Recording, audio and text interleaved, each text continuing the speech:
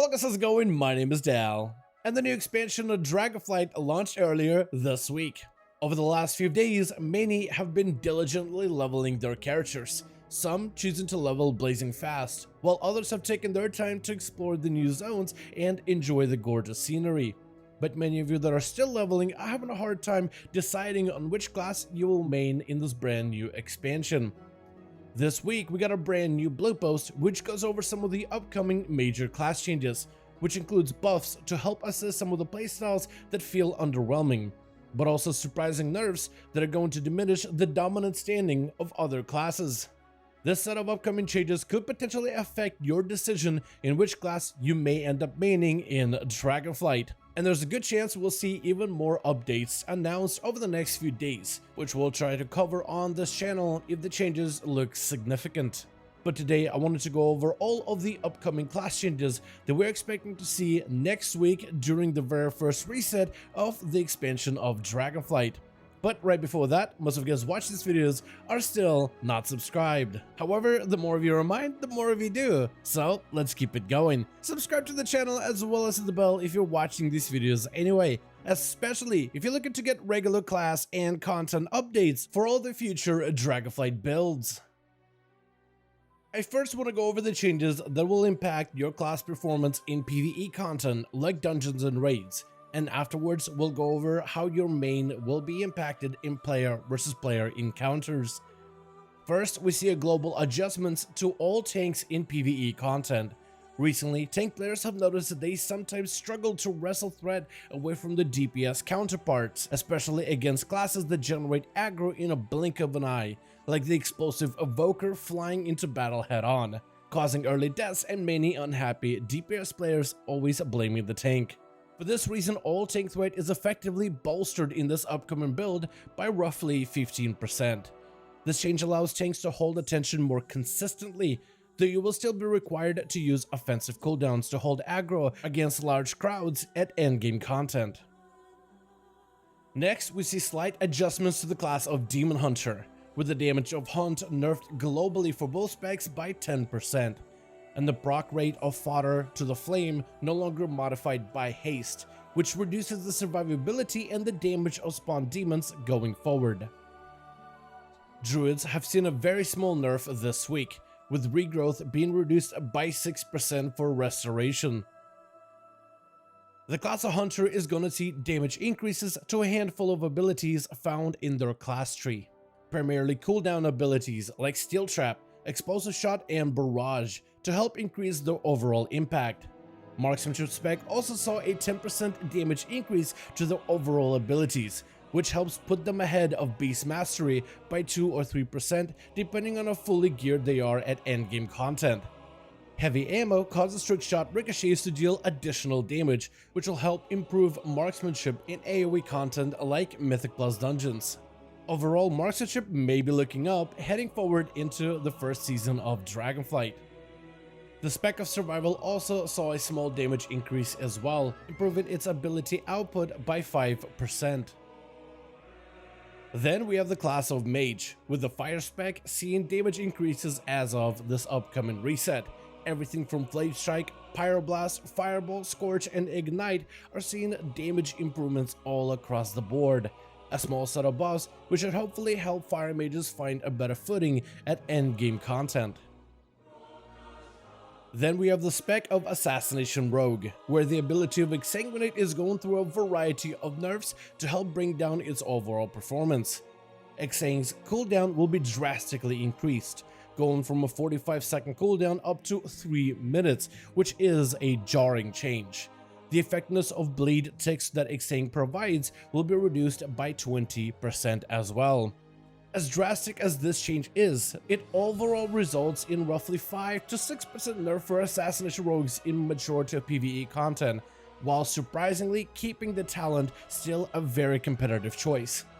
What makes Exsanguination so good is its interaction with the Deathmark ability, during which all primary bleeds and poisons double up in value. Exsang causes those bleeds to rapidly decay, which allows for greater overall damage and burst output. Overall, this results in what sounds like a very scary change, but one that has a very limited impact and specifically targets a unique interaction between a handful of abilities. Next, we see changes to the class of Monk, starting with Brewmaster, where Brewmaster's balance is going to help increase your stamina. This does technically increase your survivability, but it does nerf you healing in the process, as well as certain talent interactions. In short, you'll be better at taking big hits, but not as good at recovering from those big hits that follow. Then we see Mistweavers gain even more healing when using Spinning Crane Kick as a heal for the Fistweaver playstyle, a buff to Peaceful Mending talent, and an adjustment to Yu'lon's Whisper, increasing its output but reducing target count. We also see adjustments to the Protection Paladin, with a buff similar to that of a Brewmaster, where the stamina increase is going to help you take on a lot more damage, but that does mean a reduction to your overall self-recovery. The armor buff, however, is a nice increase and is going to improve your ability to take on physical damage. This week we're also seeing slight adjustments for Restoration Shaman, with the base healing being improved and the talent of Acid Rain gaining increased 50% more damage. Overall, a very small update for Restoration Shaman based on the early tuning numbers. And finally, we have the class of Warrior, where arms and protection see survivability increases from fueled by violence, greatly increasing its healing potential. And protection loses some value on brutal vitality as well. Next, we have PvP specific changes, starting with the class of Death Knight. Death Knights are seeing PvP nerfs all across the board, with a lot of these changes targeting their survivability. Death Strike Healing, Anti-Magic Shell Absorb, and Will of Necropolis are all being reduced, which will leave Death Knights a lot more vulnerable when versing enemy players. We also see a big change to the Abomination Limb ability.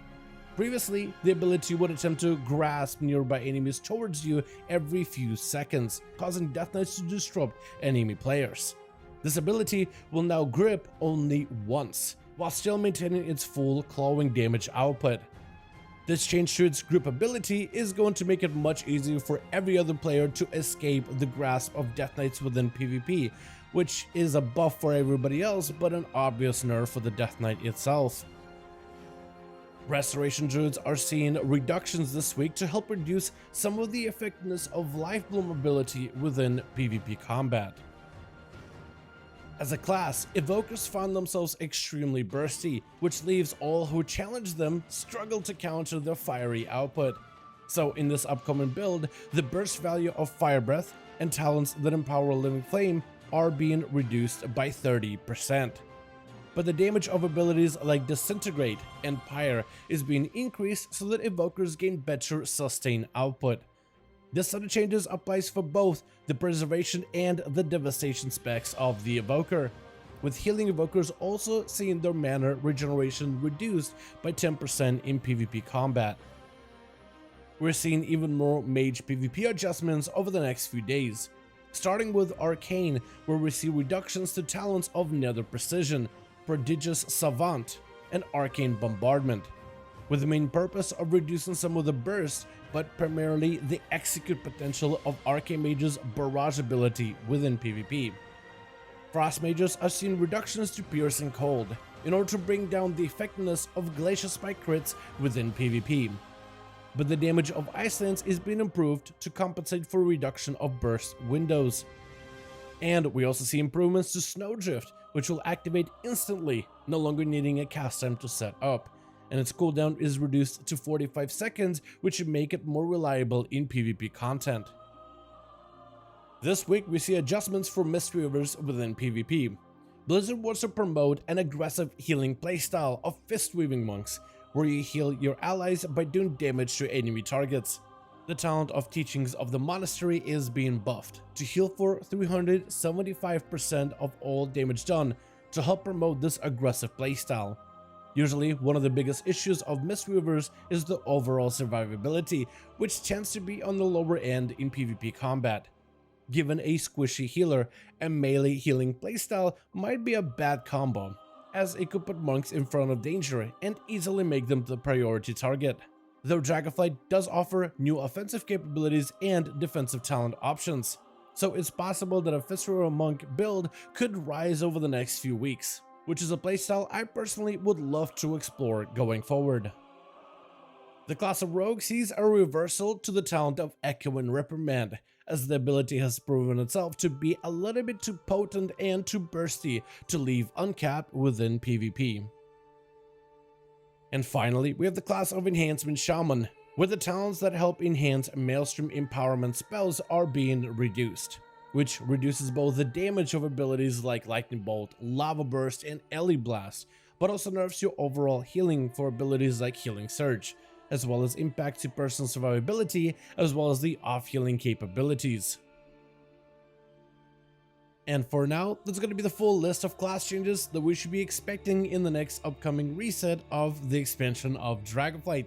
I want to thank you all so much for watching this video, and I hope you guys enjoyed. Let me know all your thoughts in the comments below. What are your thoughts about some of the upcoming changes? Are there any buffs that you are especially excited for? And which of the nerfs do you think look a little bit too harsh and maybe should get a second look at, if not entirely reversed, before the Tuesday-Wednesday reset? Let me know all your thoughts in the comments below. As per usual, if you guys enjoyed this video or found it informative, go ahead and give it a thumbs up. I would very much appreciate it. And as always, in the description of every single live stream and video, we have a link to our Discord community channel. Probably the best place to reach out to me directly in case you want to let me know what you thought about this video, or discuss with the other members of the community what you think about the upcoming changes. Join our Discord to become part of the community. But otherwise, thank you guys so much for watching. I do hope you guys enjoyed. Let me know your thoughts, and as always, I'll see all of you guys in another video.